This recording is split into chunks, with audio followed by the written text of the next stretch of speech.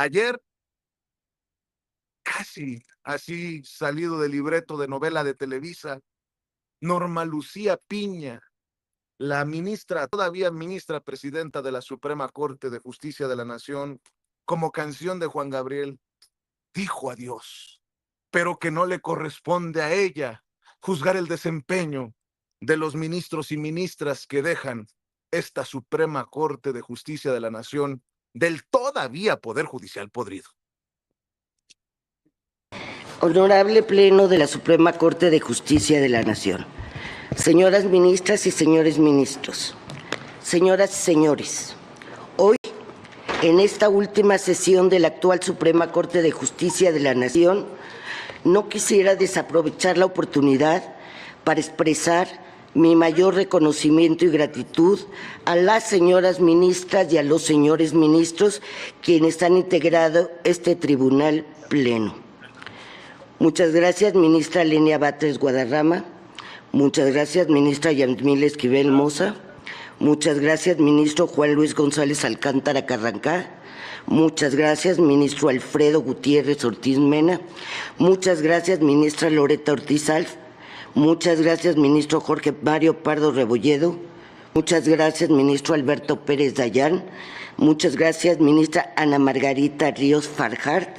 Y muchas gracias, ministro Javier Lainez Potisek. Al levantar esta sesión, culmina un ciclo fundamental de la vida pública mexicana que inició hace poco más de 30 años. Esta historia se ha escrito con debates intensos, disensos fecundos y consensos que, lejos de aplacar la diversidad, han fortalecido el núcleo de nuestra democracia. Este instante, cargado de memoria y de futuro, es un recordatorio de que la justicia no es una obra concluida, sino una construcción viva que nos trasciende. Hoy, más que nunca, resulta imperativo reconocer el papel histórico de este Tribunal Constitucional.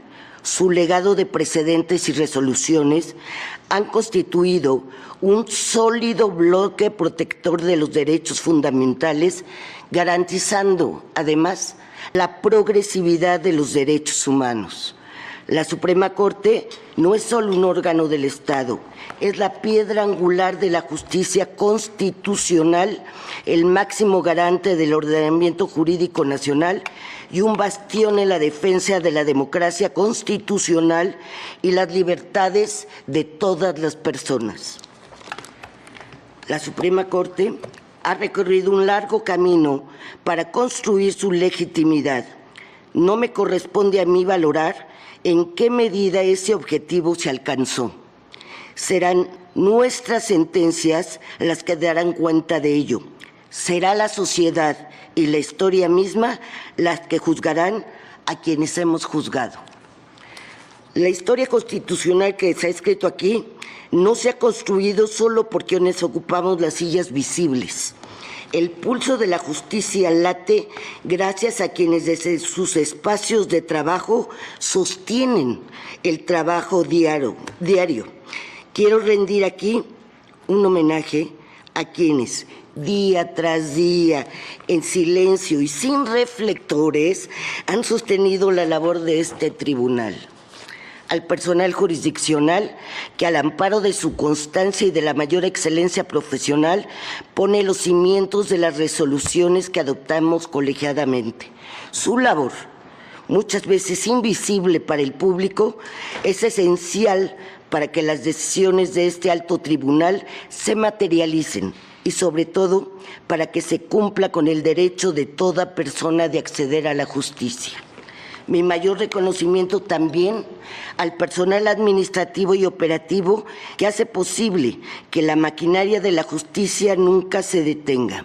Ustedes, con su paciencia, su rigor y sobre todo con su vocación, han sido el latido invisible de esta institución.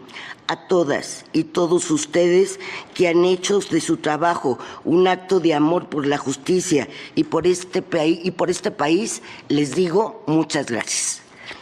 Señoras y señores, Mientras existan mujeres y hombres dispuestos a defender la justicia con integridad, este país tendrá un horizonte de dignidad y de libertad. La ley fundamental ilumina este horizonte. La Constitución debe seguir siendo esa brújula moral que nos guía, no como un libro viejo, sino como un pacto vivo que exige renovada lealtad cada día. El 10º presidente del Tribunal Supremo de Australia dijo: ustedes tienen el privilegio de cumplir las responsabilidades del cargo y están obligados a dejarlo inmaculado cuando llegue el momento de abandonarlo. Es así que el trabajo de cada uno es la mejor voz, y lo que hace cada uno en la labor cotidiana por la justicia es nuestro legado. La congruencia, la ética, el trabajo, la perseverancia, la excelencia, la honradez y la dignidad son y serán la mejor carta de presentación ante el escrutinio de la historia. Muchas gracias.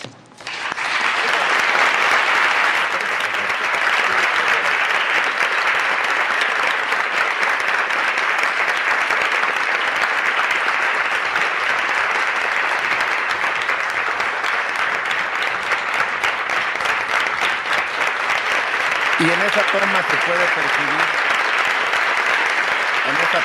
puede percibir, mi querido Paco, que la única que no aplaude es Lenia Batres Guadarrama. Espero que no estés ahogado en llanto por el discurso del adiós de la ministra presidenta. Pero bueno, no sé de qué Suprema habla cuando habla de ética, cuando habla de responsabilidad, de honradez, en fin. Y bueno, los paleros, mira nada más esa imagen que quedará también para la historia, mi querido Paco. Ah, Vicente sí estaba casi a punto de llorar, como si fuera una telenovela de Televisa o de TV Azteca. No sé cuáles son peores, pero mira, cuando ella habla de debates intensos, en realidad, desde enero de 1995, cuando entró en vigor esta corte, y hasta noviembre de 2018, fueron levantaderos. Los ministros fueron eso. Cuando habla de que la justicia no es una obra no concluida, pues claro que no, siempre estuvo al servicio de los poderosos. Cuando habla del papel histórico y de un sólido bloque protector de los derechos fundamentales, en este país se torturó, se inventó, bueno, ni siquiera hubo sentencias. Tenemos personajes como Israel Vallarta, 18 años, casi 20 años, discúlpame, encarcelado, sin un juicio, sin una sentencia, sin nada. Cuando habla de que son piedra angular en defensa de la Constitución, en realidad lo que tenemos es una Constitución prostituida. A cualquiera se podía corromper. Dice que a ellos no les corresponde valorar a la Suprema Corte, sino quienes que ellos no van a juzgar, que ellos son los que han juzgado. La verdad es que nosotros ya los juzgamos, Vicente, la historia ya los juzgó. ¿Por qué perdieron? ¿Por qué perdieron el pasado 1 de junio? ¿Por qué perdieron en las elecciones de 2024? ¿Por qué ellos entran junto con ellos? Ya los juzgamos, los desaparecimos. Los desaparecimos. Es su última sesión de pleno. Todavía están vigentes hasta el 31 de agosto y hay que tener cuidado. Pero su trabajo diario dejó mucho que desear. Tienen más de 1,300 resoluciones ahí pendientes. Y tú recuerdas la última que resolvieron, el amparo a Lorenzo Córdoba Vianello, que es una vergüenza, tipo racista, clasista, teniendo tanto trabajo, fueron a satisfacer a sus cuates. Hay que recordar cómo llegó Norma Lucía Piña Hernández, Vicente, a la Suprema Corte de Justicia de la Nación. Y yo lo recuerdo porque me tocó más o menos cubrir ese caso en diciembre, en finales de noviembre. Enrique Peña Nieto ordenó imponerla a ella como a Javier Lainez Potisek como ministros de la Suprema Corte. Ella era la magistrada peor calificada para ese trabajo, pero fue orden de Enrique Peña Nieto imponerla como ministra el mismo día que a Javier Lainez Potisek, Vicente. Esa es la Suprema Corte que tenemos. El discurso de ayer lo aplauden ellos, pues sí, es el Poder Judicial corrupto, podrido, como le quieran llamar, Vicente, es lo que votamos que se fuera. Así que, y la ministra Lenia Batres Guadarrama es congruente. La vitupendiaron, la vilipendiaron, la intentaron marginar, y hay que recordar que nosotros aquí lo dimos, Vicente, en febrero del año pasado, antes de las elecciones. Norma Lucía Piño Hernández orquestó una serie de intentonas golpistas de Estado desde la Suprema Corte de Justicia de la Nación. Aquí lo dijimos, presentamos documentos, cómo estaba organizando a los trabajadores del Poder Judicial para presentar un frente de resistencia a Claudia Sheinbaum Pardo. Ellos ya la habían dado como ganadora en los documentos internos de la Corte, Vicente. Así que esa es la Suprema Corte que tenemos desde enero de 1995, 30 años, Vicente, cuando la reformó Ernesto Zedillo Ponce de León. ¿Qué te parece? Con justa razón, Lenia Batres Guadarrama está escribiendo en redes sociales hace unas horas: termina la era de la Corte neoliberal, la que se apartó de la tradición constitucional mexicana, que defendía los derechos de las y los trabajadores, la propiedad ejidal y comunal en el campo, el interés público y social, la propiedad de la nación, la rectoría económica del Estado. Se va a la Corte que legalizó la supresión de derechos sociales que vivimos en las últimas décadas y la entrega de los recursos públicos a particulares y extranjeros, escribe Lenia Batres Guadarrama. Hay que decirlo también, se va a la Corte que protegió a amiguitos como Ricardo Salinas Pliego, archivando sus casos para no tocarlos y para que no paguen lo que le deben a nuestro país, mi querido Paco. Así, Vicente, no, la verdad es que fue una corte para poderosos, Vicente. Lo que no dice Norma Lucía Piña Hernández es que fue una corte de mercenarios al servicio del poder. Fueron creados para servir al presidente de la República, pero en ese camino, además, el presidente de la República los dejó hacer negocios particulares con los poderosos, los dejó hacer negocios particulares, y así fue caminando la corte. Y yo recuerdo, y tú seguramente tú también, cuando el presidente Andrés Manuel López Obrador intentó reformarla, les pidió, lo hizo, la Corte se resistió, incluso organizaron una intentona para imponer a Norma Lucía Piña Hernández para frenar al ministro Saldívar.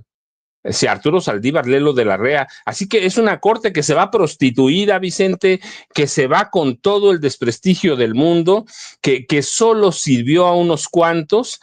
Esa es la corte que está aplaudiendo a Norma Lucía Piña Hernández, Vicente, una mujer que además hizo un trabajo político desde la corte en alianzas con personajes perversos como Alejandro Moreno Cárdenas. Es una historia de perversión la de la Suprema Corte de Justicia de la Nación, Vicente, y la de todo el Poder Judicial. Con Alito, tú recuerdas, en diciembre de 2023 se reunió en varias ocasiones, no fue una, fueron varias ocasiones para orquestar un golpe contra las elecciones primero, y después contra Claudia Sheinbaum Pardo, y después contra la elección al Poder Judicial. Así que esa es la corte que nos dejan, Vicente, una corte que siempre estuvo al servicio de los poderosos, está todavía, porque no ha terminado, al servicio de personajes como Ricardo Salinas Pliego, que lo dejaron desde 2008, Vicente, evadir al sistema de administración tributaria para no pagar impuestos. Esa es la Suprema Corte. ¿Tú recuerdas? La presidenta Claudia Sheinbaum Pardo los acaba de desenmascarar. Sí, la presidenta decía: tenemos a este ministro de apellido compuesto que está preparando una iniciativa para perdonar otros impuestos. Así que, Vicente, esa es la corte que nos dejan, esa es la corte que encontramos. Yo no la cuestiono ahora, Vicente, la cuestiono por lo menos desde 1984 con Carlos Salinas de Gortari, luego viene el cambio con Ernesto Zedillo, y siguió prostituida sirviendo al presidente de la República. ¿Cuántos cambios constitucionales? Mira nada más lo que le tiene que agradecer la gente a la Suprema Corte. El FOBAPROA, 1 billón de pesos en esa época. No dijo nada la Suprema Corte, avaló toda esa reforma, que eran deudas privadas para que la pagaran con nuestros impuestos, la hicieron deuda pública, socializaron, no las pérdidas, Vicente, las pérdidas es una cosa, socializaron los robos, las pillerías de los banqueros, de los empresarios y de políticos como Ernesto Zedillo, como Carlos Salinas de Gortari. Así que esa corte, pero además déjenme decirles, Vicente salió unos minutos, está entrando a Palacio, pero déjenme decirle una cosa, esta corte avaló el recorte de las pensiones de millones y millones de trabajadores de este país. Ernesto Zedillo Ponce de León les ordenó al Congreso y lo avaló la Suprema Corte de Justicia recortar las pensiones de millones de trabajadores para dejarlas al 30% de su salario, pero nunca recortaron las pensiones de los funcionarios de alto nivel, de nadie. Recortaron las de los trabajadores, y hoy que ya están las últimas generaciones de la ley de 1993, de 1983, así que esa es la corte que nos dejan, recortó las pensiones a los trabajadores, es la corte que autorizó la venta, la privatización del ejido, y que nunca apoyaron al campo. Así que Fobaproa, pensiones, esta corte es la que nos dejan, Vicente, es la corte es la que se va, Vicente. Por eso votamos el 1 de junio pasado y en junio de 2024, porque se fueran de una vez, Vicente. Así es, mi querido Paco. Me sorprende, debo de decir, el discurso también de Loretta Ortiz, una de las ministras que se ha identificado con la Cuarta Transformación, con la 4T, que de hecho llega porque es nominada por el presidente Andrés Manuel López Obrador. Si me permites, déjame rescatar también el discurso de Loretta Ortiz, la ministra, que continuará, por cierto, en la Corte porque así lo decide el pueblo a partir del 1 de septiembre. Quisiera agradecer el convocar a esta sesión extraordinaria. Se trata de un asunto electoral de gran relevancia en el que la Consejería Jurídica del Poder Ejecutivo Federal y la Comisión Nacional de Derechos Humanos impugnan diversas disposiciones del decreto que reformó la Constitución del Estado de Yucatán en materia judicial. Su resolución es clave para brindar certeza jurídica a un proceso electoral extraordinario yucateco de 2025. En lo que respecta al proyecto, en el considerando quinto, se estudian las causas de improcedencia y sobreseimiento planteadas por las partes y las que fueron advertidas de manera oficiosa. En primer lugar, se propone desestimar la causa de improcedencia hecha valer por el Poder Ejecutivo del Estado de Yucatán relativa a la supuesta falta de legitimación de la Comisión Nacional de Derechos Humanos en los términos en que fue abordada en el apartado de legitimación.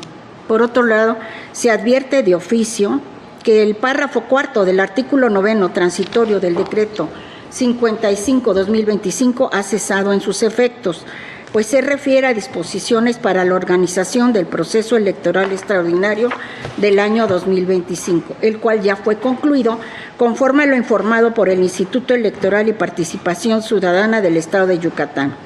Este instituto indicó que la jornada electoral se celebró el 1 de junio del 2025 y que en esa misma semana se llevaron a cabo los cómputos, se entregaron las constancias de mayoría y se declaró la validez de la elección. En virtud de ello, se propone decretar el sobreseimiento en relación con dicha norma al actualizarse la causal prevista en los artículos 19, fracción quinta y 20, fracción segunda de la ley. Bueno, pues el agradecimiento de Loretta Ortiz por haber llamado a esta sesión extraordinaria de ayer en la Suprema Corte de Justicia de la Nación. Eso es lo que me llama la atención. Fíjate, Paco, la audiencia diferente e inteligente. Didier Alperte te manda preguntar, te pregunta en el chat, maestro Paco, ¿el INE es el último reducto del neoliberalismo? Qué interesante pregunta y qué interesante analizarlo, ¿no? Hablando de estos temas electorales. Y es que hay que decirlo. Si bien llegó Guadalupe Tadei, que es una visión totalmente diferente, creo yo, a la de Lorenzo Córdoba, todavía hay fuerzas neoliberales al interior del Instituto Nacional Electoral que no dejan avanzar muchas cosas, que se convierten en zancadillas. Hay consejeras, hay consejeros que le siguen apostando a lo que le apostaba Ciro Murayama, Edmundo Jacobo, Lorenzo Córdoba Vianello, mi querido Paco. Ah, sí, Vicente, sí, es el último reducto del neoliberalismo, yo diría más bien, es el último reducto de las mafias del neoliberalismo, las mafias que sangraron a este país. El, el INE se convirtió en una especie de sanguijuela para el presupuesto de la nación, Vicente. Se convirtió en una corte de reyes y de príncipes con salarios altísimos, en una corte que decidía a quién dejaba llegar a la presidencia de la República, qué fraudes autorizaba, y hablo INE o IFE, cualquiera de las siglas que les quieran poner, Vicente, orquestó el fraude de Felipe Calderón Hinojosa, orquestó el fraude de Enrique Peña Nieto, así que el INE es el último refugio que tienen. Yo recuerdo, además lo he documentado para mis libros, Vicente, que por ejemplo 2 semanas antes de las elecciones de 2006, 2 semanas antes, Luis Carlos Ugalde, que era no, era Zurita, discúlpame, era Zurita, el presidente del IFE, enviaron a un consejero a la embajada de Estados Unidos en México para decirle al embajador,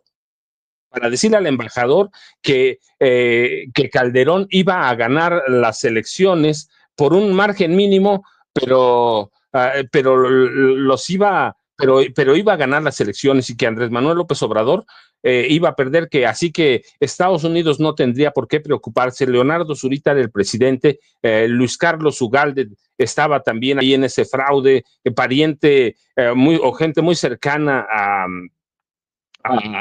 a Felipe Calderón Hinojosa, Vicente. Así que orquesta el IFE el fraude 2006, orquesta el INE el fraude de 2012, y eso es lo que tenemos. Y mira, a Andrés Manuel López Obrador no pudieron birlarle el triunfo en 2018 porque fue abrumadora la votación.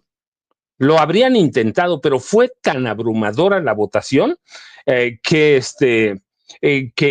no pudieron frenar a López Obrador. Pero ese es el INE, Vicente, que tiene mafias internas, y la única forma de destrabar y deshacer esas mafias es que a través de una reforma constitucional como la que está planteando la presidenta Claudia Sheinbaum Pardo. Ve nada más el presupuesto que acaban de mandar. No es Guadalupe Tadei, son todas las mafias internas, Vicente, que se reparten el INE como un botín de recursos públicos, Vicente. Así es. Oye, Paco, antes de ir con Jaime, quiero decir que estoy muy preocupado. No porque diga Larraqui que Andrés Manuel López Obrador llamó al cártel de la Unión Tepito para callarlos, sino porque no han ido a un profesional a tratarse, estos que ya rayan en la locura total. Escuchen, por favor, lo que dice Alarraqui, y después vamos a escuchar lo que dice también en el rincón de los malandros, ahí en Atypical TV, Pedro Ferriz de Con. Ahora resulta que si les... No, qué cosas. A ver, traen atravesado todavía en el hígado a Andrés Manuel López Obrador. A ver, échalo, Ceci. Maravilloso que dijo, que yo sí creo que dijo la verdad. Este loco maravilloso, quita la palabra maravilloso, sí admitió que está operado del cerebro López Obrador. Cierto. Ahí sí no mintió. Bueno, mira, y un poco ampliando lo que dice Ricardo, efectivamente, esta amenaza de la señora diciendo que se va a utilizar al nuevo Poder Judicial para perseguir a los críticos, me parece que es una amenaza ominosa, es decir, me parece que es una alerta que tenemos que escuchar todos los medios de comunicación y todos los periodistas que hasta este momento nos estamos atreviendo a hacer periodismo libre, porque lo que puede seguir es... Los periodistas que nos estamos atreviendo a hacer periodismo libre. Poner a Claudia Sheinbaum Pardo con una bandana con la suástica nazi, ¿eso es libertad de expresión? ofenderla como la ha ofendido a la Raki es libertad de expresión, a la presidenta me refiero. Ellos están haciendo referencia a la esposa del expresidente Andrés Manuel López Obrador, pero se sienten amenazados por hacer periodismo libre, dicen. Y no son los únicos. Ve a Pedro Ferriz de Con, escuche.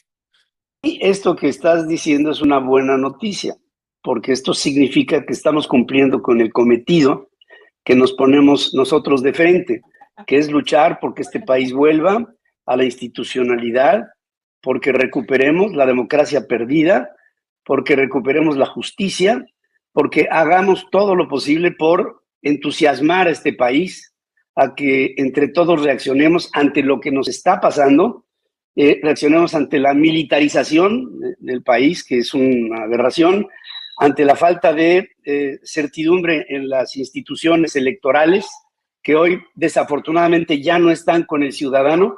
Y si eso le molesta al señor López Obrador, espero que esto abone a su tensión, su presión atmosférica y a su presión arterial, y que esto también traiga por consecuencia el que sigamos creciendo. Ahora, que nos amenacen. Se detuvo, porque seguramente lo que quiso decir Pedro Ferriz es que le afecte su presión arterial para que le truene el corazón. No le saques, Pedro, hay que tener... Ahora resulta que amenazados estos personajes del algoritmo que demuestra que ganó Xóchitl Gálvez y que no ganó Claudia Sheinbaum, y se dicen los, no sé, el ejemplo a seguir en el periodismo. Como diría el maestro Jairo Calixto Albarrán, ¿es neta? Bueno, yo estoy muy orgulloso que en este espacio esté el maestro Paco Cruz con más de 47 años de periodismo de investigación, con una larga lista de libros. Estoy muy orgulloso que se sumen amigos y maestros como Jaime Hernández, décadas como corresponsal de guerra, corresponsal mexicano en el extranjero, dando la batalla desde su trinchera en No Apto para Cínicos de lunes a viernes a las 2 de la tarde en YouTube, y que de ninguna manera estarían ni dispuestos ni propensos a hacer estos papelones. La verdad es desquiciante lo que está pasando en medios de comunicación como el de Alarraqui, desquiciante lo que hace el diario ABC de España, el Reforma, el Universal, Leo Zuckerman diciendo que le debemos a Chertorivsky, no es broma, a Chertorivsky los 13.4 millones de mexicanos y mexicanas que salieron de la pobreza, no a Andrés Manuel López Obrador, no a la 4T, a Chertorivsky. No, es alucinante, como también me resulta extraño, por decirlo bajito, que un exconductor de televisión de Televisa vaya a terminar como embajador en Roma, pero vaya usted a saber, yo qué